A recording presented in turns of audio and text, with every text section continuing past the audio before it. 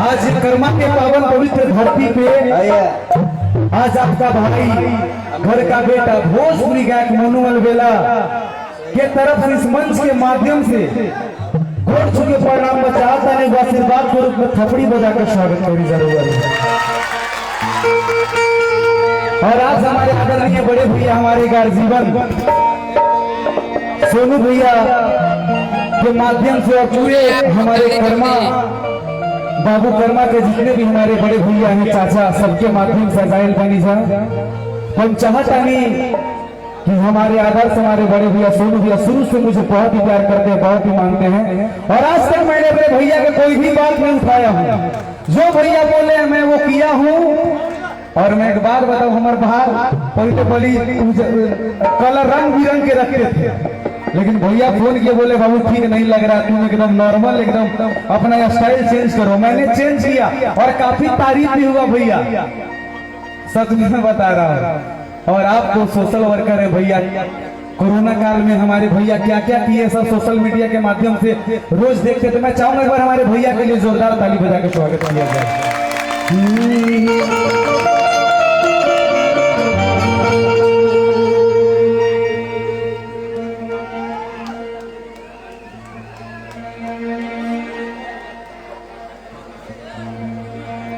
आप लोग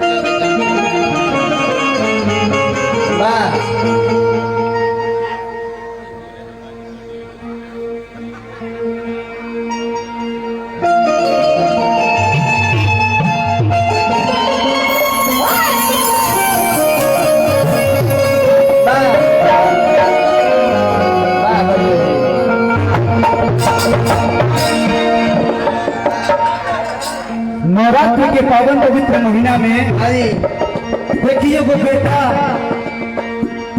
ये लाल माई से कौना भाव में कहता कैसे कहता है, थोड़ा सा मिले भैया बढ़ा दीजिएगा। अमित भी हमारे औरंगाबाद जिला के बड़ी मशहूर साउंड, मैं चाहूंगा एक बार के लिए जोरदार ताली बजा के स्वागत कीजिएगा आप लोग। हमें तो ये शाम बनेगा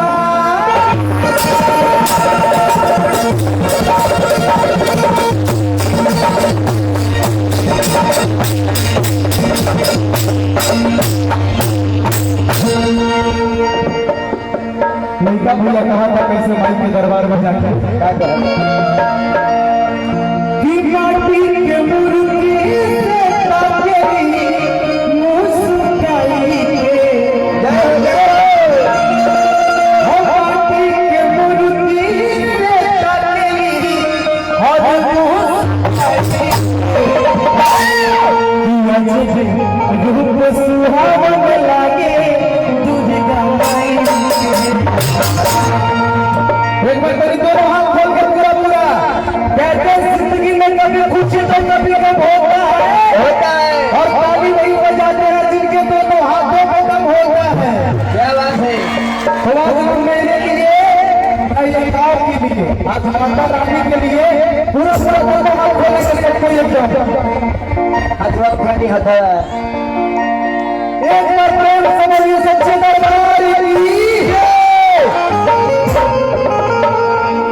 और माँ काली क्लब माँ काली संग कर्मा भगवान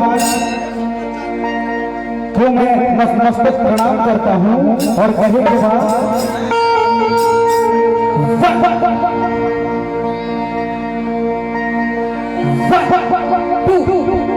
वहां पे आ भैया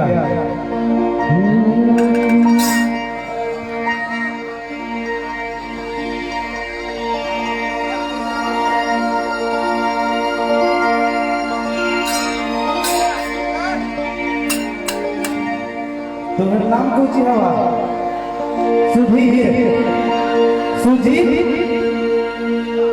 सुजीत आगे सुजीत राम कि पूरा आदमी खड़े खड़े भैया लंबे दंडवट दे दो सबके मूर्ति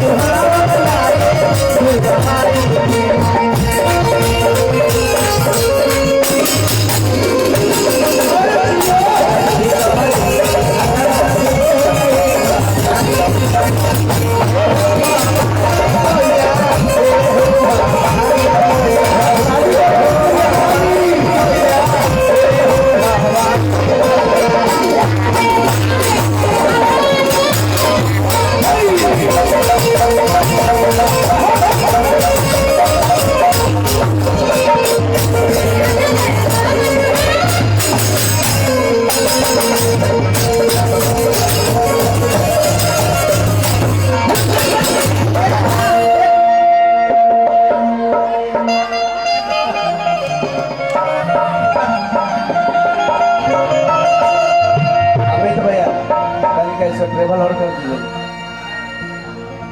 हाँ भैया हमारे भैया का एक बहुत ही प्यारा सा गाना जो हमेशा से फरमाइश करते हैं और बहुत ही दिल के करीब है जय गणेश से माहौल है।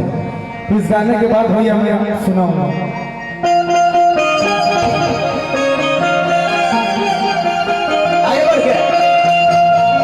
और आप लोग दोनों भाई हैं दोस्त हैं मोच के नहीं संग रखे बल्कि फ्रेंड का पता दाढ़ी आपका भैया नहीं उनका है तो आपको मोच आपका मोच देख करके मैं बात कहना चाहता हूँ कि आदमी के माने ना स्वाभिमानी होने के चाहिए। अभी आपको भैया कम से कम 5000 लोग देख रहे हैं मेरे आईडी से तो भैया के मोच की तरफ आप घुमाइए आप हेलो कर दीजिए उधर से हेलो कर दीजिए कहते हैं कि आदमी के मानी ना स्वाभिमानी होने के चाहिए चाहे बहुत बढ़िया से ना मुंह के पानी होके के चाहे मुंह छोट होके चाहे बोल लेकिन खानदानी होके के चाहे तो एक बार देख वाली जवाब एकदम जियो आगे खाती आगे बाड़ी पानी खाती पानी और जैसे चाहे वो बजाती है माता रानी और जैसे चाहे बजाती है माता रानी जय हो माता भैया आगे खाती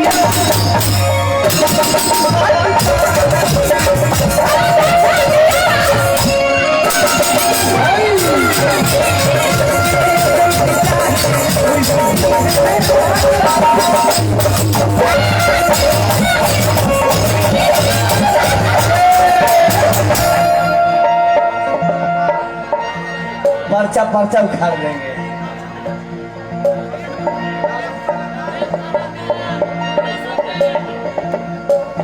सुरेश मालाकार दुर्गा मंदिर राजेश मालाकार दुर्गा मंदिर औरंगाबाद जिला में रहने वाले हैं पैसा देगा कर्मा भगवान के रहने वाले हैं अच्छा कर्म करेंगे तो खाता खुल गया है बाबू खाता खोल लिया तो हम बोहनी कीजिए हमको पैसा से ना खाता खुला है तो बोहनी शुरुआत में कैसे कर दी है गाय दुकान हमरे से चालू होता है सबसे ज्यादा मेहनत कर रही करियाठा के देखा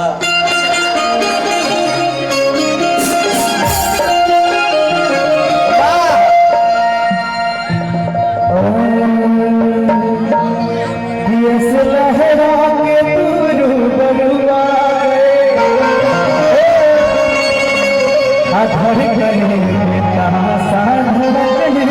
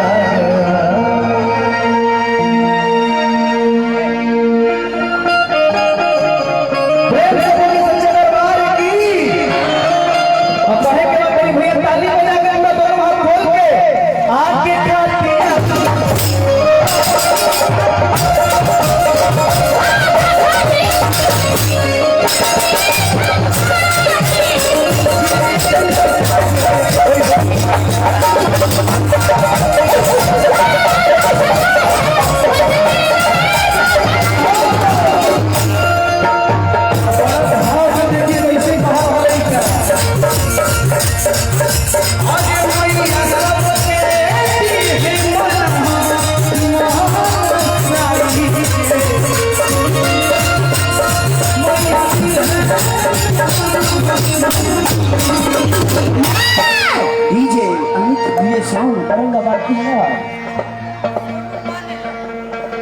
सोनू वाली की तरफ से लाखों लाख रुपए का पुरस्कार है तो मैं चाहूंगा भाई खातिर एक बार जोरदार ताली होगी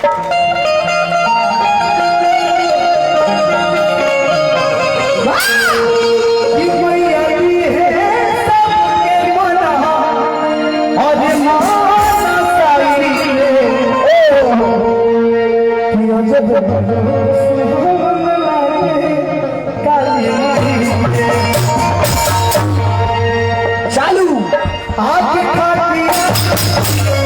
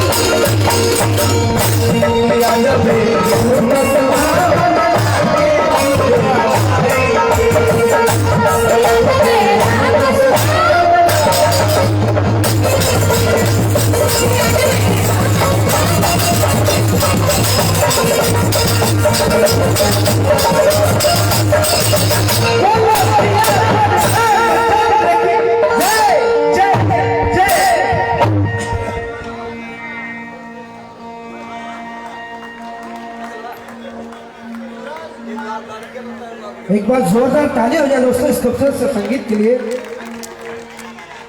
लेकिन आज इस खूबसूरत से पल और ये पावन मौके पर भोजपुरी जगत के महानायक जो कि आपका प्यार पाने के लिए इस मंच के माध्यम से हैं, और आइए एक खूबसूरत से जो कि पुरस्कार दिए सुनील मालाकार जो 100 रुपये का पुरस्कार मोदी जी को सम्मानित किए हैं। तो आइए इस खूबसूरत से सामने जो कि आपका प्यार आपका स्नेह पाने के लिए बेमिसाल आवाज के वो मालिक जो अपने मेहनत अपनी काबिलियत के बलबूते आज इस मुकाम तक पहुंचे हैं, भोजपुरी जगत के वो महानायक इस मंच के साथ हैं। लेकिन ये जरूर कहूंगा आज के इस कब्र से सामने कि शबनम से क्या फूल खिलते हैं कि जब तक की बरसात ना हो, कि शबनम से क्या फूल खिलते हैं कि जब तक की बरसात ना हो, यादों से क्या दिल भरते हैं कि जब तक की दोबारा मुलाकात ना हो। तो आइए एक बार फिर से उपस्थित हैं जो आपका प्यार पाने के लिए इस मंच के माध्यम से आए हैं, भोजपुरी जगत के स्टार मिस्टर मोनू अलवेला जी। 600-700 एक बहुत ही प्यारा सा भजन, उसके बाद हम लोग चलेंगे वो दुनिया में, कौन दुनिया में? जिस दुनिया का सबको तलाश है। हम वही दुनिया से तो हम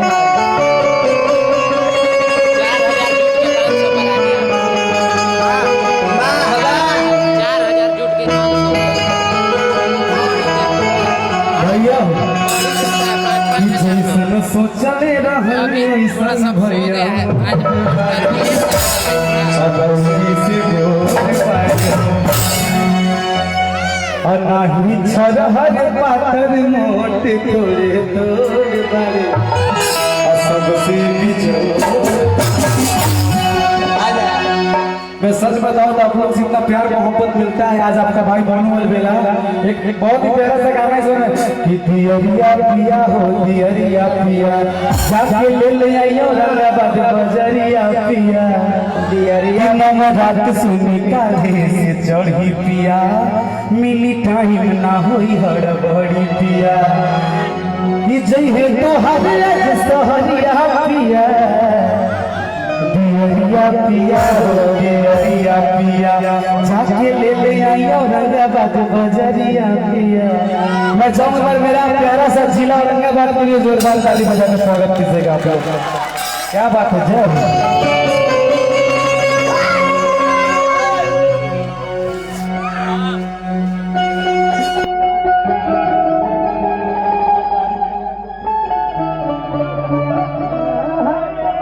जय हमारे बारूद टेंगरा के मिस्त्री जी की तरफ से बहुत बहुत रुपया का पुरस्कार है। मिस्त्री या घर बनावा दूंगा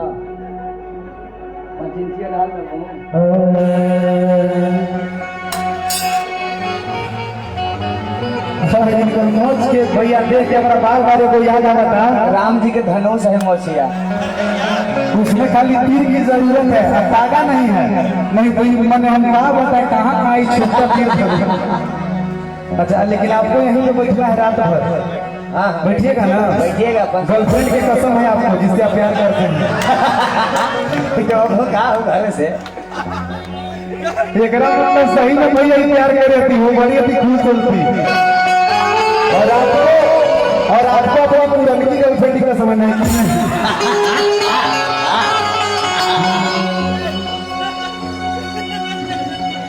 तू मुझे देता है तो काम मेरा चलता है, तेरे टुकड़ों पे खानदान मेरा बनता है। तू मुझे देता है तो काम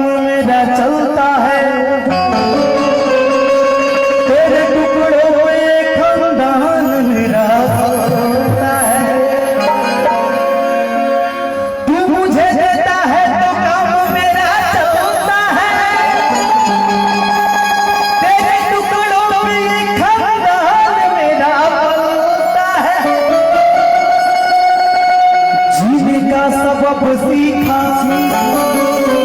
साईं तेरे फकीरों से,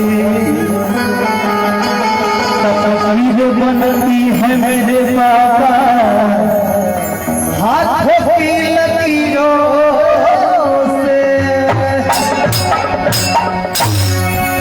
कहना सुनो भैया कि कह दिया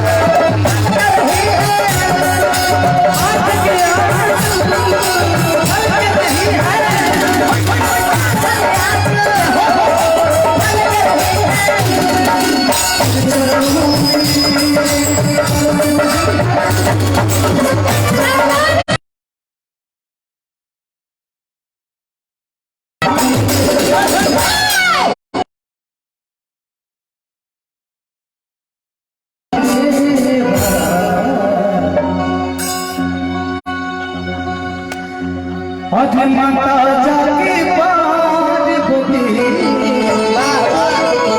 पिता और बड़ा ही प्यार से मीठी मीठी ताली आप लोग तो ताली बजाइएगा, दोनों लोग बोल के एकदम ताली बजाइएगा भैया प्लीज मेरे लिए भाई पीछे से भी जो भी मेरे को देख रहे हैं जो भी हमरा देवी थे तो उन्हें सब चाचा भैया लोग तो ताली बजावा, दोनों लोग बोल के भैया सुनो भैया आप ऐसे गणेश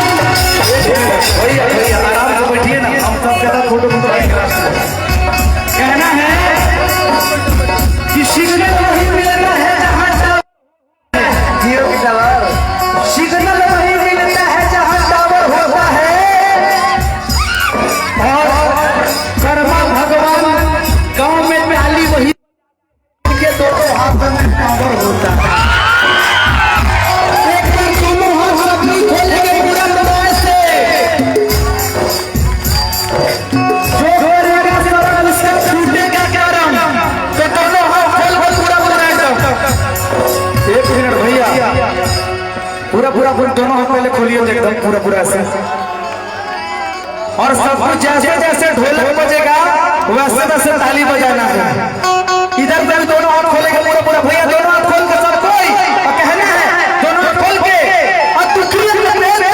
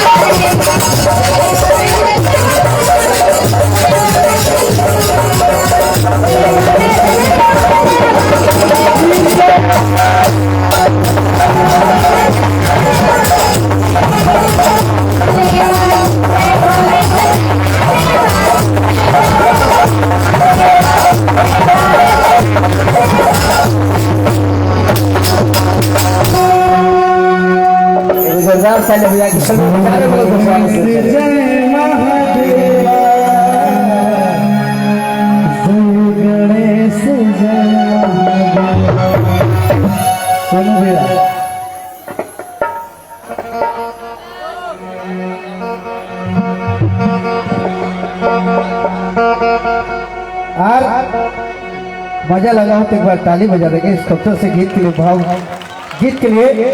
और हम समझ रहे हैं कि आपके अंदर आत्मा क्या चाह रही है।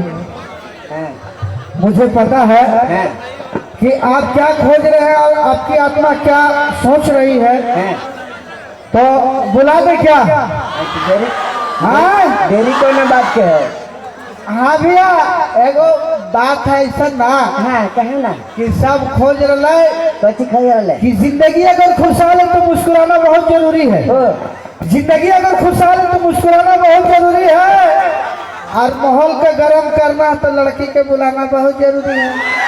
खुशहाल जिंदगी में कहीं मेहरारू भाग गया तब क्या होगा? कोई दिक्कत नहीं है, चलते हैं किनारे किनारे तो किनारा छूट जाएगा।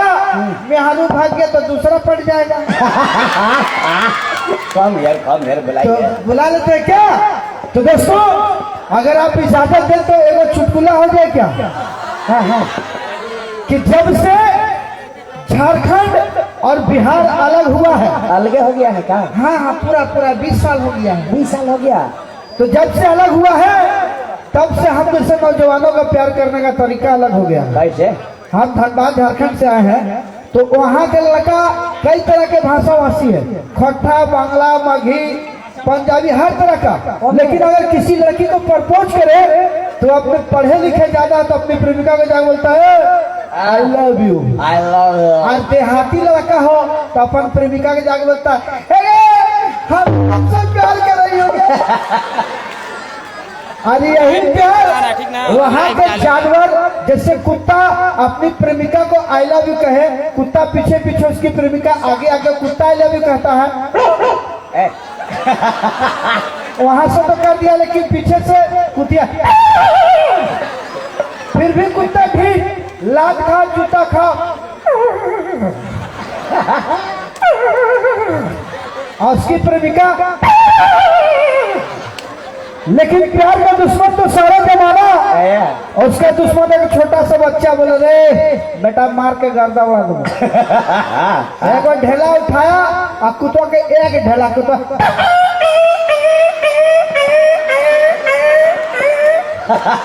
एगो प्यार पूरब तो एगो प्यार पश्चिम। अक्सर अगर कोई लड़का किसी से सच्चा प्यार करे और प्यार में धोखा हो जाए तो मम्मी पापा के वो लेटर लिखेगा, मम्मी पापा हम फल्ली के चक्कर में लेकिन कुत्ता कहाँ जाके मरे? वो अपनी प्रेमिका को याद कर रोने लगा, वो भी रात में किस अंदाज में कुत्ता रो रहा।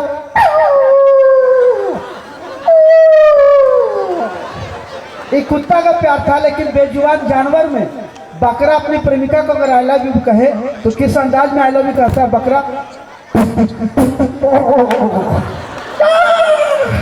और पसंद आई तो ताली बजा देंगे दोस्त। शुक्रिया।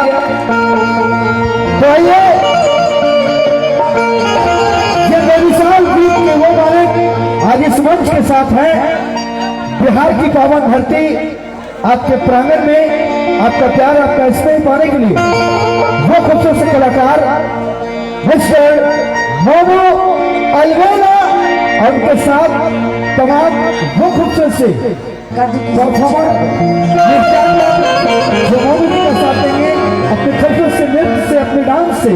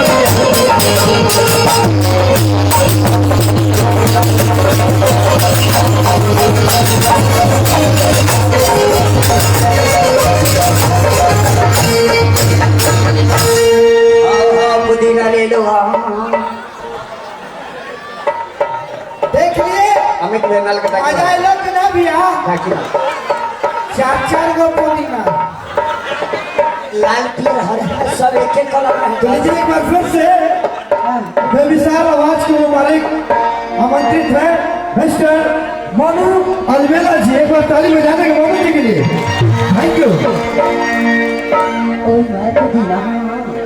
अब और को ज्यादा खुशी महसूस हो रहा होगा, लगित रहे भैया की गिलास में अब और ज्यादा खुशी। अरे करीब अरे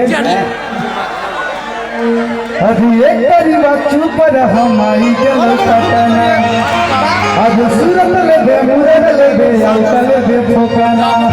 भूलिया का फोड़ा झंझना चाहिए।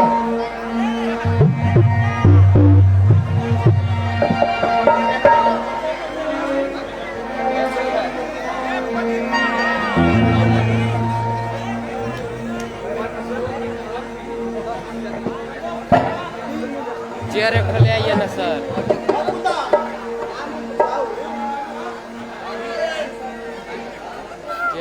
मैं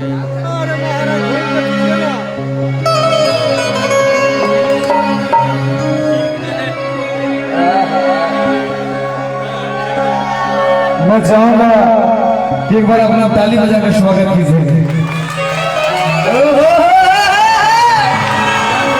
आज जान जान जई तू हो, आज पहचान जई तू हो, बचाने मत बाबू। कि छन छन छन हमें भितारी पड़ा,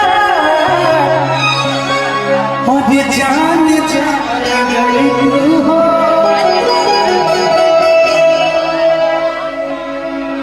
आज दूरी बनाए रखिए।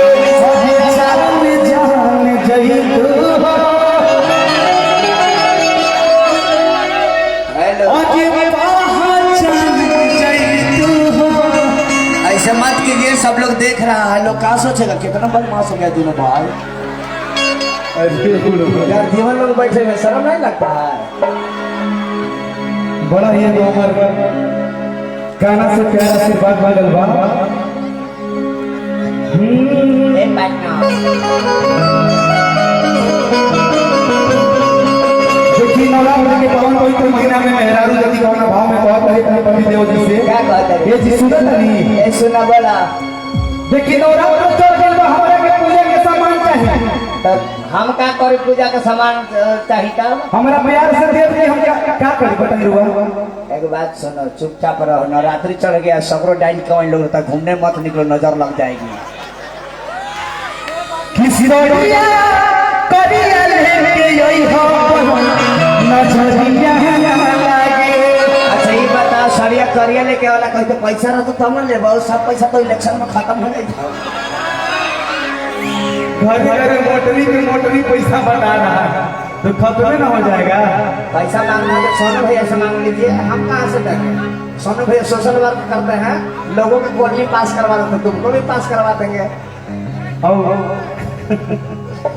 कोल्ली पास करवाना है। हमारे नाक कमानी है गरीब भाई वाला लोग।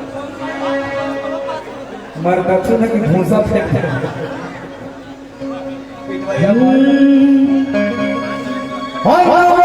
सुनी काहे से चढ़ी पिया, टाइम ना होई हड़बड़ी पिया, कि चाहिए तोहार लज्जा हरिया पिया। सुना तार का नाम बा? भूजा कितना लेभी भूजा? फाके वाला भूंजा असलील बोलोगे? साहिब फाके वाला भूंजा ना, भूंजा नहीं फाकती है, नहीं फाकती है रे। ताहर का नाम बा हो?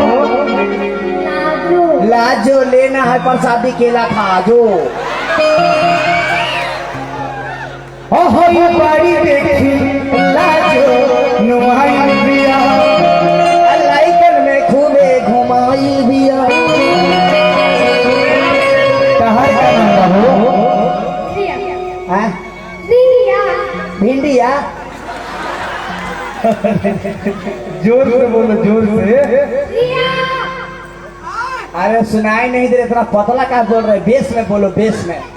बेबी को बेस पसंद है। भिंडिया नाम है तो इंडिया हिला देगी। तुम्हारा क्या नाम है? मुस्कान के छोटे छोटे है दुगो कान, हमर है जान। सुनी काहे से चढ़ी पिया, हम टाइम ना होई हड़बड़ी पिया, चाहिए तोहार लज्जा पिया पिया, चाहिए तोहार लज्जा पिया पिया, दिया पिया हो।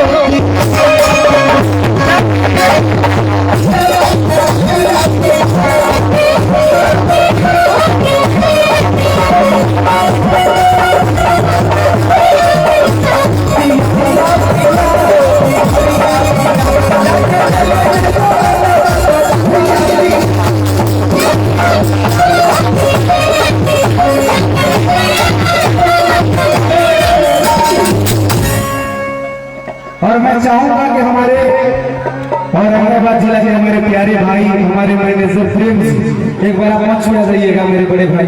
प्रेम जी कोई और एक बार इनके लिए थोड़ा जोरदार ताली बजाकर स्वागत कीजिएगा। हाँ जी, किस हमारे प्रेम जी के लिए जो जितना भी प्रोग्राम होता है हमारे प्रेम भाई लेते हैं। हाँ जी, ये और एक बार सोनू भैया से भी आशीर्वाद इधर ले लीजिए। हाल ही में छेका हो रही जी। भैया सोनू भैया थोड़ा प्रेम जी का आशीर्वाद थोड़ा दे दीजिए आप, कि मेरे भाई हमेशा ऐसा ही खुश रहे। मोनू भैया, अब बिया होके वाला बा आगे के रहो। मोनू भैया बहुत सा स्मार्ट लड़का है, जल्दी छेका हुआ है। और जय है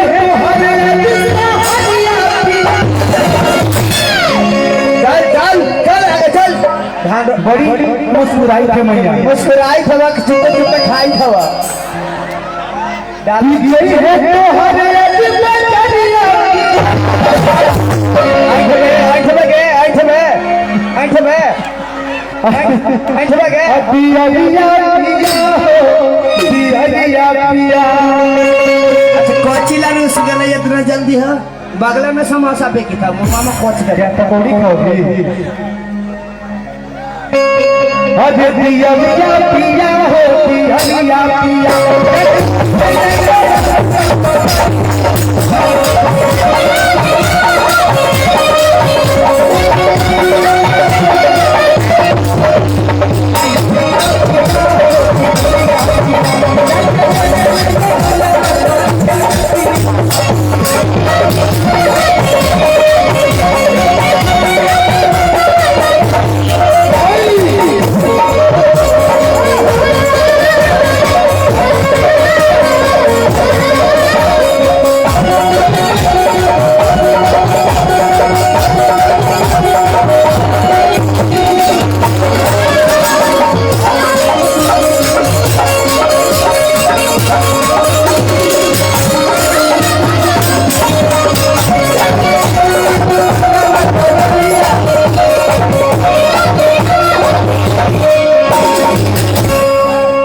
कहना है कि रमेश से चौक के भारी भारी दोगन हो, मुझे मिल जाई सारा। रमेश से चौक के भारी भारी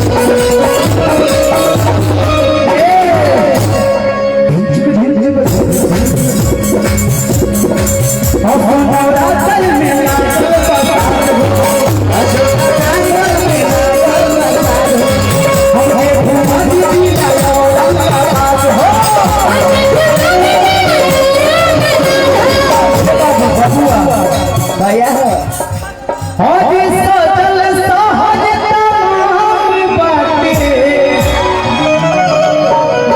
आज कहिसे के जयपुर में से चौबयौरी बाई पास रोड सगर है चौका में जोरदार ताली बजाई जाए। हमारे जिला के साथ जगह में सब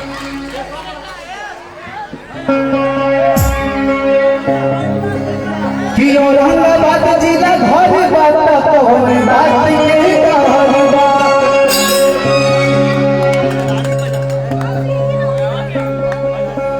कि ऐसे लहरा के दूर बनवा गए और धड़कने लगी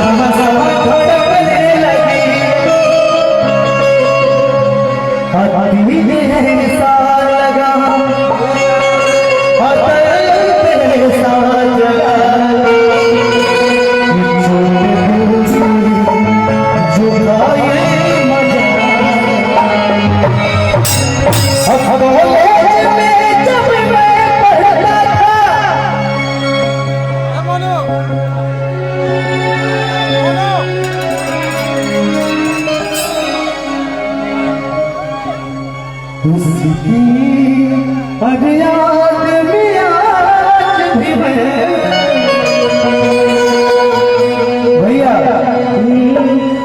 नशा शराब में ना होती तो नाचती हो नशा शराब में ना होती तो नाचती हो नाचती बोतल अजपियल खराब होना अजपियल खराब हो कहना है किस भैया कि ऐसे लहरा के दूर बनवा गए धड़कने धड़कने लगी पूजा जी और ऐसा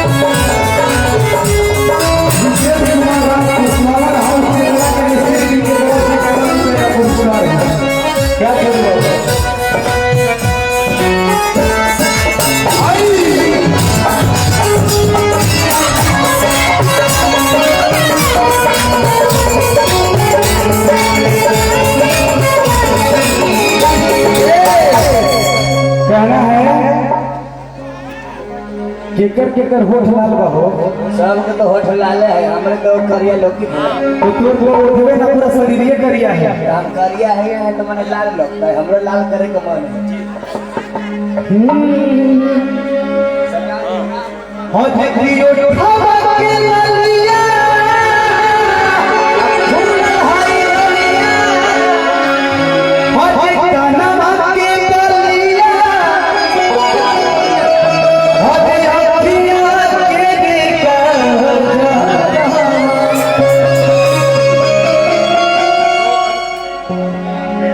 मैंने तोरो प्यार हो गई ना हाँ रे महाराज कैसे प्यार हो जहाँ देख ले लड़की वहाँ प्यार हो हाय हाय हाय हैंड पर्स में से पैसा सबके निकल गया कहाँ ले हैंड पर्स में ये दिल गलती कर बैठा है गलती कर बैठा है पैसा है आपके पास अब ये दिल तक गलती कर बैठेगा और दिल गलती कर बैठा है गलती कर बैठा है आगे छोट किए गए है छटके गए छोट छोट छोट बोले ले क्या ना बात जो लीजिएगा? सुनी है ले चलिए वीडियो है बताओ अब बड़ी ढीला है हम कपार में केस लगा कर मरवे गए हम चुने ना है मरवे खेली फेंके लगे भैया आपके लिए चीज हेलो भैया का नाम क्या है सत्यम जी के लिए कहना है हो दिल ना लगे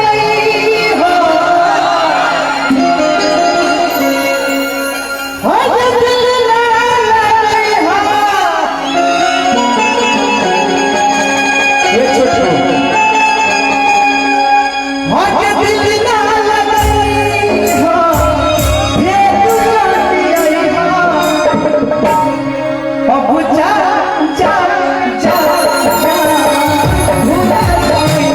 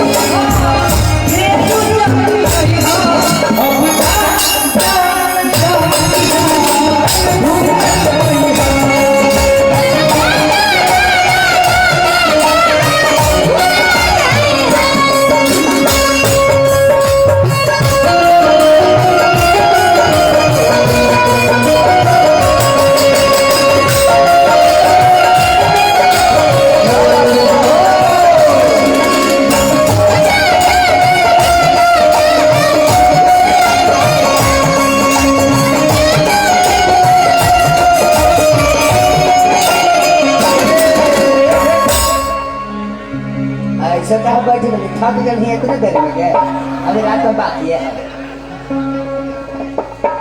एगो गाना से बड़ा ही प्यारा आशीर्वाद मिलल बा दीदी बोला वेट कीजिए हेलो हेलो भाई फोन से बतिया ले लूंगा हाँ आज तिनका के फोन में बताओ मोबाइल बात करोगी क्या हाँ, लीजिए भैया लीजिए अभी तो दीदी साहब फोन बा का फोन ला ला हाँ फोन दे रहे हैं ना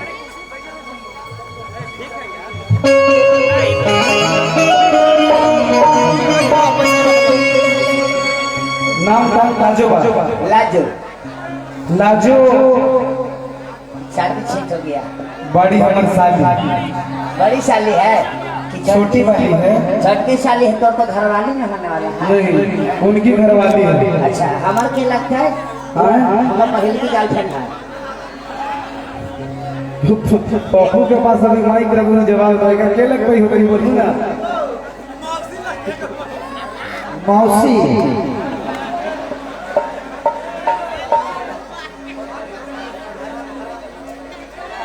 तो लाजो अपना जीजा जी के खातिर जीजा जी के पास फोन कर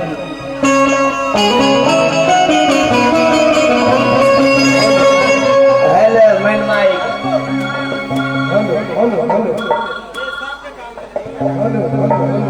ऐसे कैसे कम जा रहा है ये देखिए सबका भोकल कम गया है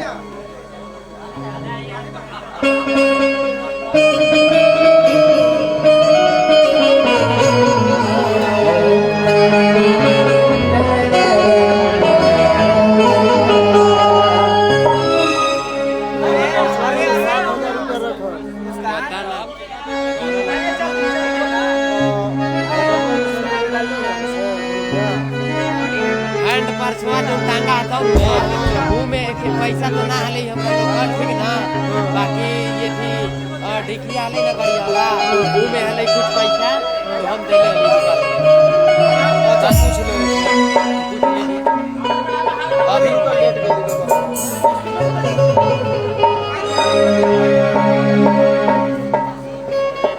ठीक है ठीक है।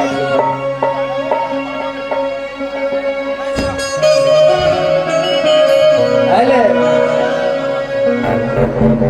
ऐसे कैसे हो रहा है?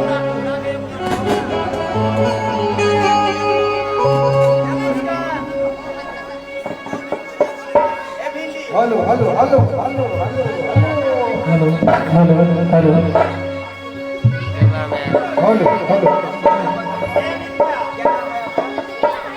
Hello hello hello hello Sushil के भाई है बड़ा छोटी समाज रही है। हाँ तो छोटकी क्षमा करिए तो छोटकी के पास फोन लगाइए और बताइए आपके जीजा जी हैं ना पहले का गलत है। पहला माइक रख बतिया बोल का से इतना छोटा था हेलो ऐसा ही बिना नंबर डाल कर फोन लगाती हो। मेरा बिना नंबर डाले फोन लगता है नहीं ना। वीडियो कॉल बात कर लेकिन नंबर लगा कर बात कर। लिख नंबर 0011 जब लगा होता बेबा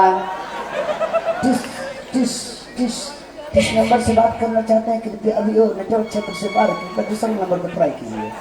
गुस्सा हो जाएंगे कभी उठाइए दूसरा नंबर लिखो लिखो 94 472 95 572 आप जिस नंबर से बात करना चाहते हैं वो अभी छत के ऊपर व्यस्त नहीं है फिर भी बात हो रही है। प्लीज कर वेट। दूसरा नंबर पर बात कीजिए। ये नंबर नहीं रहेगा असली नंबर लिखो वो लग जाएगा वो उसी के पास रहता है जियो का सिम है। लिखो लिखो नंबर लिखो ना बेटा जो 95 96 95 99 99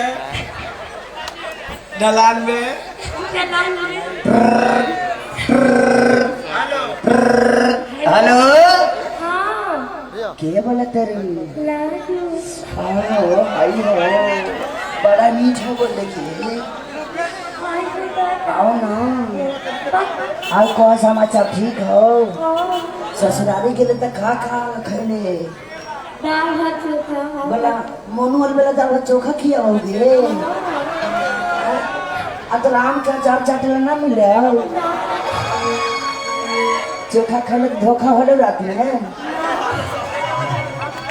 ये बता छेका बड़ा छे में काम मिलो तोर बाबूजी वाला लंगोटा बा बाबूजी ने तो ना पहले आज मोनू भैया जब ये दोनों मजा मार रहा है तो सबसे ज्यादा अगर मजा ले रहा तो छोटका छबड़ा रामचंद्र हाँ देखे में लगी थी बांदरा जब लड़की बोले तो चार तो छोड़ा ऐसे करो। लेकिन इसको देख के एक बात याद आया कि आजकल के बच्चे देखिए कितनी ऊंची उड़ान रखते हैं। अभी दूध का दाम नहीं टूटा लेकिन इस छड़ी पे पूरा ध्यान रखते हैं।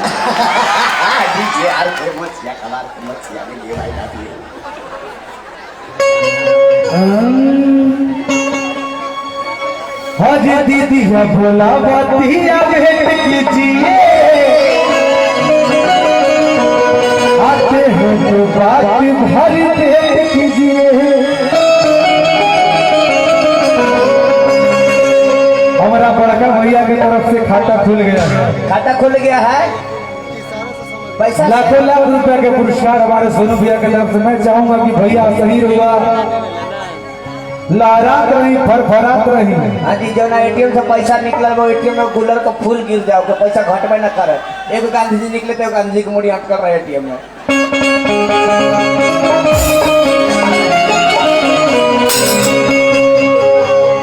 आज दीदी भोला बतिया भेंट कीजिए आते हैं तो बात भर भेंट कीजिए। अब किसी आई बड़ी का बोली झोंसी अब किसी आई बड़ी का बोली झोंसी बेटा सुनी हो अब बेटा का हाल बात तुम्हारा दीदिया बोला बतिया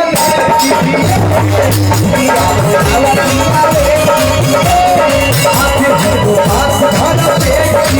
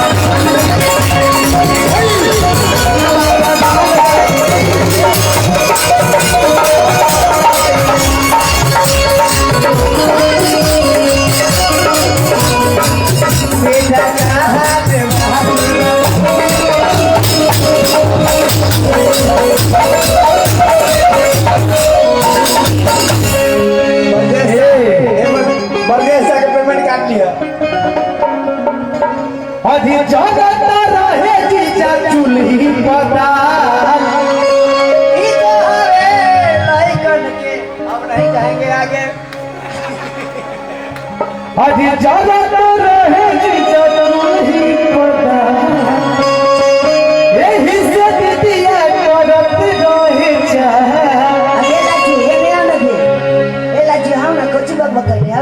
खाना बनाना नहीं मिलेगा कि झूठों की राम जी दिल तू बनबला हो आज हंसत जिंदगी में काहे हंसत जिंदगी में काहे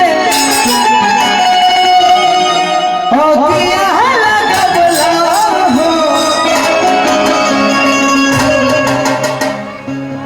कि झूठों की राम जी मत कीजिए, ये इमोशनल चीज है। दिल तो बनबला हो अजान जान जही तू हो शर्माहू हो के फेविकोल हो गया। अजे पहचान जही तू हो। अच्छा, ये कौन सा प्यार मोहब्बत करने का तरीका है? एक ही दिनों का तो कोरोना कहीं हो न सका है यार। अगर तो 2 गज के दूरी मास्क है जरूर।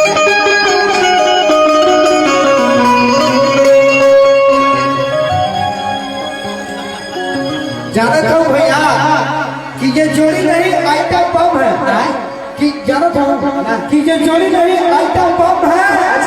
आप लोग के दिखाने के लिए सॉन्ग है लेकिन मधु भैया के भीतरे भीतरे पूरा चांस है। और भाई कहाँ जाएंगे? मैंने कहा कि खुश हो गया इनका तो लगी है कि हम अमिताभ बच्चन के चाचा हो गए। ना ना अमिताभ बच्चन के ना कंपनी में टाटा और जूता में बाटा और आदमी में नाटा। अच्छा, और ये क्या बात है? कौची काम है कि छोटे दुआरे में ढूक जावा लेकिन मोटा अटक जावा।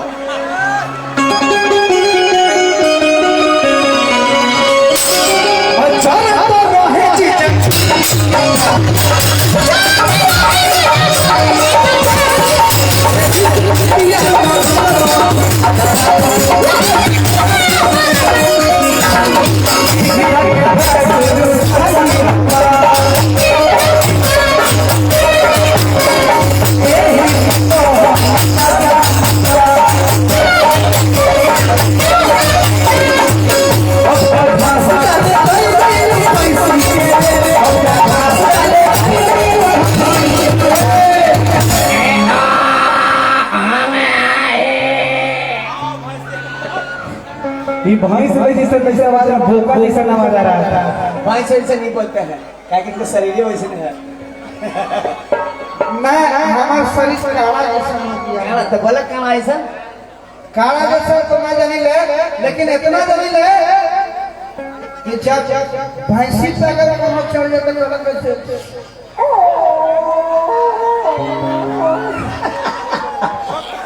कि अब का घास डाले गई कुणाल बाबू अब का घास डाले गई हमारे आंसू भाई कि बेटा का हाल सुनो जी, आपको क्या कहना है कि चाल चलने उतान हरदम तो चलने पान चाल चलने उतान हरदम तो चलने पान हम फिरी बदगान रंगवान तीन पर मोछिए पसार रंगवान राजा के हो भाई के मगरिया पान अब का घास डाले गई हो भैंसी के ले अब का घास डाले गई हो भैंसी के ले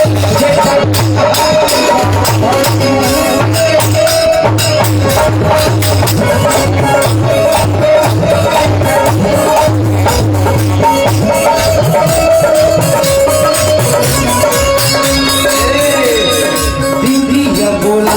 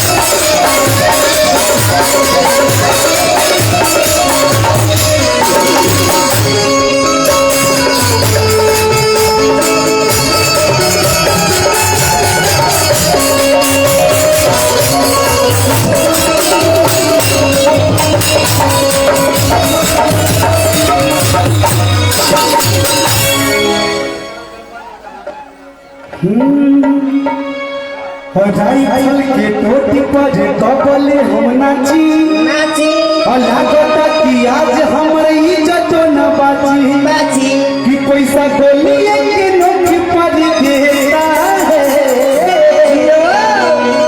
बाबू साहेब का बेटा है और से तेज पे चुम्मा लेता है कि नजर रात भमिलावा कि भोर ले जाइबू नमरी तुगान कि बबुआ के खुश के जाइबे ना तैयारा में तो भारत आइबे ना। एगो बात पूजा जी का भी कहे के बाद अब इतना हाथ में का बनले बाड़ू हो वो जोग तो ड्रम के बानी है, कोई नजर न लगावे, बड़ी सुंदर है ना। कोई वजह से कहते कोई ले इनकर तारीफ में को बात कहल चाहता नहीं तने को ताली इनका खातिर बजा दीजिए बंदे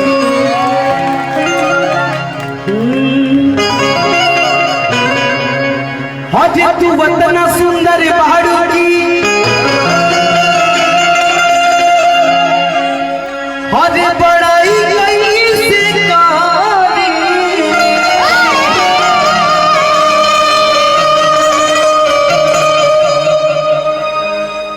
आँख में तो हर सूरत बसल बा पढ़ाई कहीं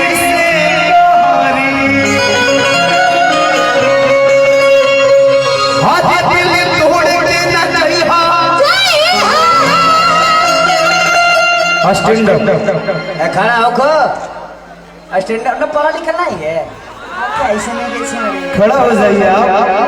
कैसे नहीं खड़ा हो जा हाँ दिल्ली तोड़ के ना जाइए हाँ गिरिया खा के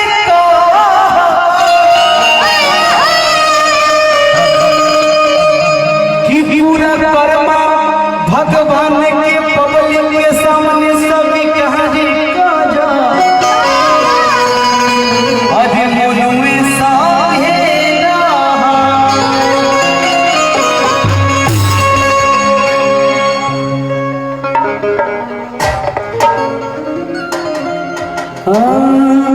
कि तोहर शैम्पू लगावल जो कि काल भइल बा शैम्पू नहीं लगाई है कि तोहरे चलते हमरा देवर से बवाल भइल बा वो काहे अरे खजवा के झगड़ा सुतल जाई कि सोया टेम्पू से नहीं चल जाई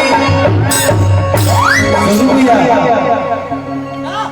हदी के हुके नहीं सोहाई सोइया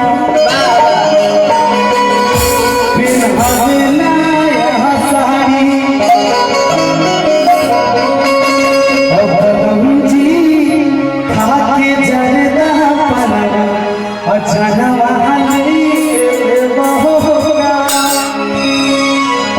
आंसू बहुत मुरझाए क्यों है नींद आ रहा है ना झोंकने आवे तो नहीं साले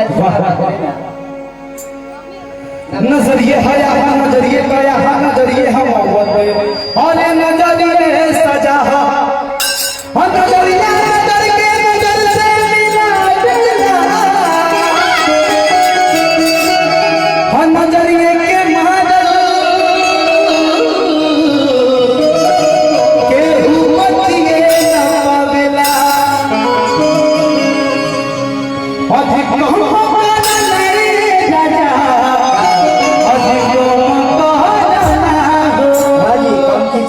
भैया अरे इसको मत डरो बाबा ठीक कि जो जे पिया तार भी साविया जो जे पिया तार भी साविया पिया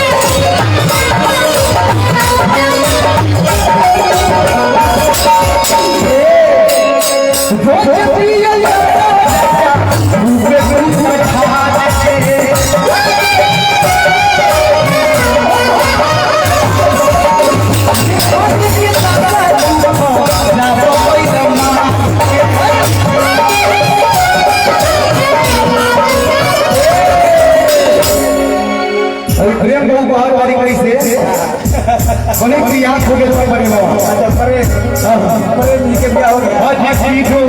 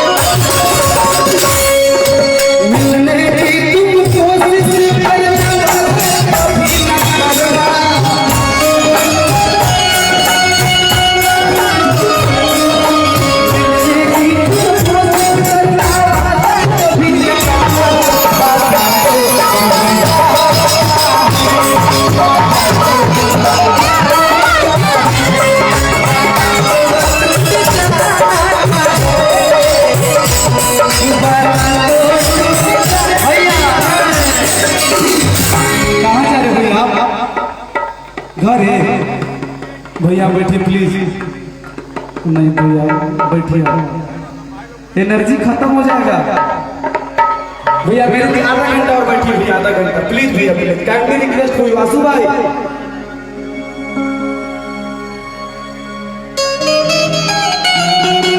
भाई गलत बात है।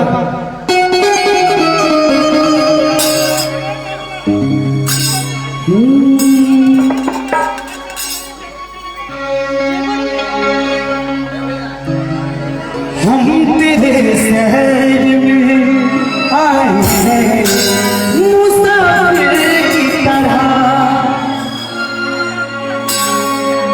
सिर्फ एक बार मुलाकात का मौका दे दे। भैया आप कहीं नहीं जाना, ठीक है आप यहीं बैठिए।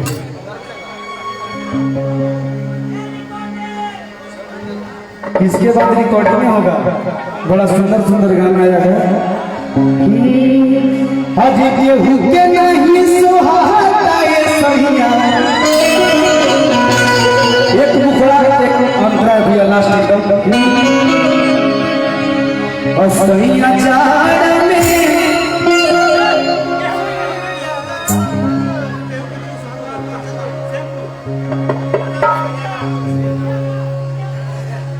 केहू के नहीं सुहाता ये सहिया,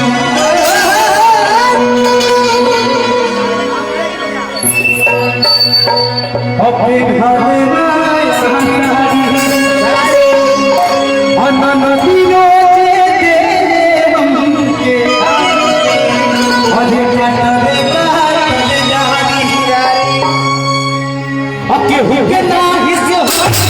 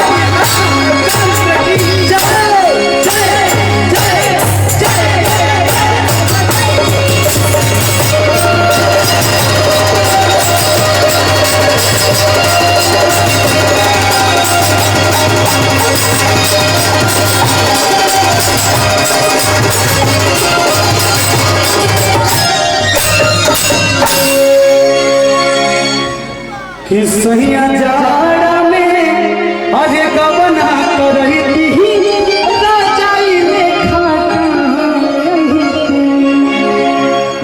डीजे अभी तो डीजे सॉन्ग पर का बात कर रहा है प्रोग्राम करने के लिए संपर्क कर सकते हैं हेलो का वीडियो कॉल पे लागल बानी अपन काम करी रहा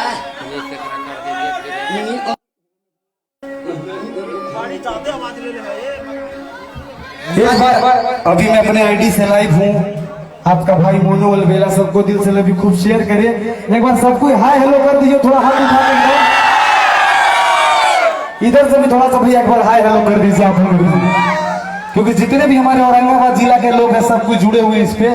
तो मैं चाहूंगा आप लोग जितना हो सके शेयर करें। मेरा सिंगर मोनू अलबेला पेज है फेसबुक पे, जितने भी प्रोग्राम गाना, और मेरा अपना ऑफिशियल चैनल है मोनू अलबेला ऑफिशियल।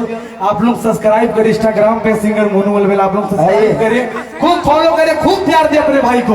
और अभी आप लोग जो चाह रहे हैं तो वो देखिए आराम से। वही मिलेगा डीजे। हाँ मिलते इस ब्रेक के बाद में तो ब्रेक उसका कुछ और सुन